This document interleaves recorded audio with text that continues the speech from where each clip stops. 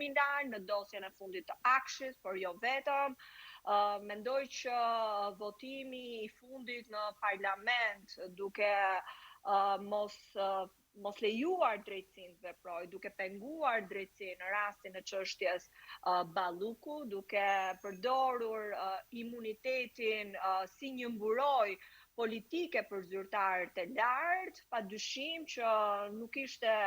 thjesht rrëzimi total i reformës në drejtësi, por padyshim një pasojë drejt për drejt në procesin e integrimit evropian, dhe këtu dua të ndalem te europarlamentari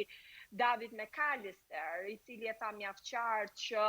Shqipëria do duhet kaloj testin me çështjen Balluku në luftën kundër korrupsionit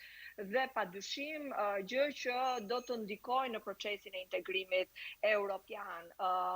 Pra jemi në një situatë jo vetëm të një keqeverisje, korrupsioni galopant, por padyshim edhe të një pejmarrje të procesit të integrimit, e kam quajtur unë, sepse jo vetëm Shqipëria nuk plotëson standardet dhe kushtet minimale në procesin e integrimit evropian, por tashmë gjithë fasada e reformës në drejtësi